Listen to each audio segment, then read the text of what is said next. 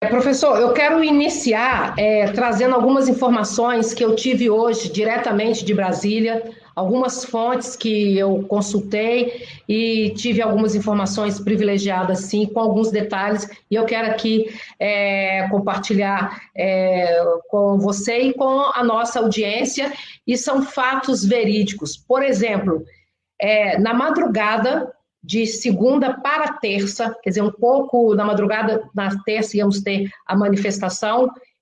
Claro que o Alexandre de Moraes sabia do poder do povo, ele sabe, todos os ministros sabem que o poder emana do povo. Então, o que ele fez? Ele pegou a sua esposa e se mandou do país. Ele foi embora do país, ele saiu do país. E quando ele sai do país, ele estava muito apavorado, a esposa dele estava muito, muito apavorada também. Inclusive, tem algumas fotos mostrando eles cercados de segurança, porque é muito fácil dar um de machão, de poderoso, atrás de uma toga e com uma caneta cheia de tinta, ainda que essa caneta seja usada para atos inconstitucionais. E ele, então, saiu do país, e ao sair do país, quando ele já está fora, ele procura o presidente Bolsonaro, o presidente não quis conversa com ele.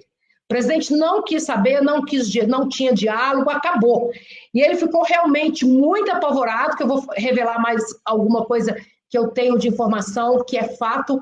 A prisão dele já estava decretada para o dia 8. O presidente já tinha tomado as medidas para que o Alexandre fosse preso no dia 8. E ele sabia disso, ele entrou em desespero, e ele então procurou o presidente não quis conversa, ele procurou o Michel Temer, e o Michel Temer entrou nessa história, conforme o Michel fica dizendo, o presidente me chamou. Olha, a cabeça do Alexandre é que ia, no sentido figurativo, ia ser cortada, né? Então o Michel entrou em cena para que o ex-presidente Michel Temer, para ajudar, porque vou usar uma expressão feia aqui, o Alexandre de Moraes, que persegue conservadores, que persegue pessoas do bem, que persegue pessoas que estão em desvantagem da caneta e da toga dele, se borrou todo, pegou um avião, se mandou do Brasil e está muito quietinho, porque ele sabe que agora ou ele age dentro da Constituição, que é o que eu vou dizer um pouquinho mais aqui à frente. Até eu vou adiantar agora.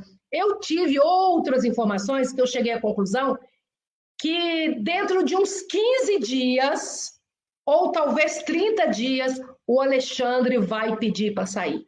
Por que ele vai pedir para sair? Porque ele está desesperado, ele sabe que a população não vai tolerá-lo mais, os ministros não estão tolerando ele também, ele ultrapassou todo o razoável, ele ultrapassou todos os limites, e o presidente já disse, não respeito mais nada que venha do Alexandre de Moraes e de outros ministros. Então, a situação é essa.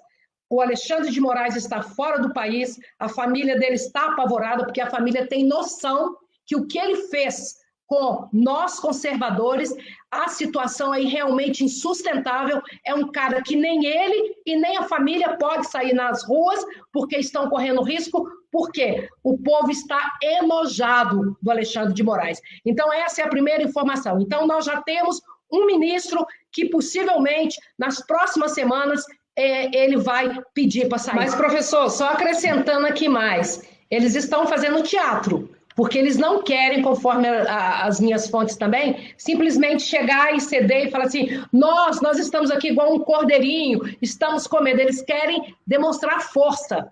E então, eu também tenho informações que o Gilmar Mendes, que não é nada republicano, nada democrata, nada fácil de suportar, ele também não está suportando o Barroso e o Alexandre de Moraes. Então, a informação que eu tenho é que vários ministros da corte estão trabalhando também para que o Alexandre de Moraes e para que o Barroso não permaneçam na corte. E os outros estão tentando ter alguma reação, mas, na verdade, eles sabem que qualquer reação que eles tentarem contra o povo, contra os conservadores, contra aqueles que apoiam o Bolsonaro, o presidente vai agir. Como você bem disse, o presidente assumiu o controle da situação novamente, porque o presidente foi tolerando, agora ele pôs um barta. Tá bom, quer fazer a carta? Não tem problema não, faz a carta, vamos mudar tal detalhezinho aqui, tudo bem, mas o que está na mesa, é que acabou. Eu quero totalmente a liberdade do povo, não vou aceitar o povo mais ser perseguido, ser preso, ser humilhado, ser torturado. Então, os ministros sabem o que eles têm que fazer. Inclusive, o próprio Gilmar Mendes, na casa do Toffoli, teve uma reunião de terça para quarta, na casa do Toffoli. Alguns dos ministros participaram pessoalmente, outros participaram por videoconferência, mas eles se reuniram e eles chegaram à conclusão que eles têm que ficar dentro do quadradinho deles e deixar o presidente governar, porque senão o presidente tem a caneta e o presidente vai agir, professor.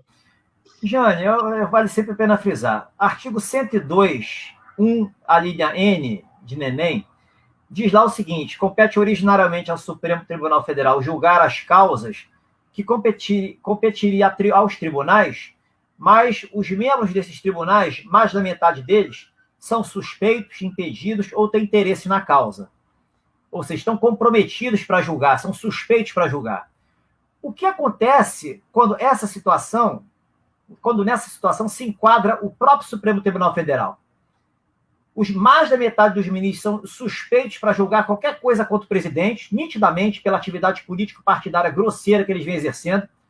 Eles têm interesse na causa por razões diversas, aí só eles sabem, poderiam falar expressamente, mas é visível, e eles são inimigos do Bolsonaro. Eles escancaradamente não gostam do Bolsonaro, são causas de suspeição. Ora, juízes suspeitos só produzem decisões nulas. Juízes que julgam sob suspeição cometem crime de responsabilidade. Praticamente todas as decisões que vêm sendo tomadas por esse Supremo Tribunal Federal contra o presidente e contra o governo são nulas. Nulas. Está escrito no Código de Processo Civil, está escrito no Código de Processo Penal. E eles passeiam pela lei de crime de responsabilidade o tempo inteiro. Então, não há como esse tribunal hoje ser obstáculo para que o governo deslanche. Quando o Bolsonaro falou no discurso do dia 7 que ele não iria mais cumprir decisões do ministro Alexandre de Moraes, ele foi muito generoso. Ele poderia ter falado que não vai mais cumprir decisão alguma do STF. Todas são nulas, juízes suspeitos, que cometem crime de responsabilidade. Está na lei. Não adianta eles falarem, não, a gente tem a palavra, não tem palavra final nenhuma, não está escrito isso em lugar nenhum. Isso é uma falsa doutrina que se vende nas universidades e que se entranhou no inconsciente coletivo. O presidente vai cometer crime de responsabilidade? Não vai. O presidente só comete crime de responsabilidade se descumpre decisões judiciais e leis lícitas, válidas. Leis ilícitas, leis inválidas devem ser ignoradas pelo chefe de Estado. Esse é um compromisso que ele assumiu no artigo 78 da Constituição, no ato da posse. Manter, defender e cumprir a Constituição. Se ele se submete a decisões ilícitas de juízes, ele não está respeitando esse compromisso assumido, né, de garantir uma independência do Poder Executivo, que ele vai estar colocando o Poder Executivo subserviente a uma toga hoje que está descontrolada, que não cumpre as regras básicas de fundamentação que estão lá no CPC e no CPP. A toga está suja, né? A toga está suja, não está? Existe toga?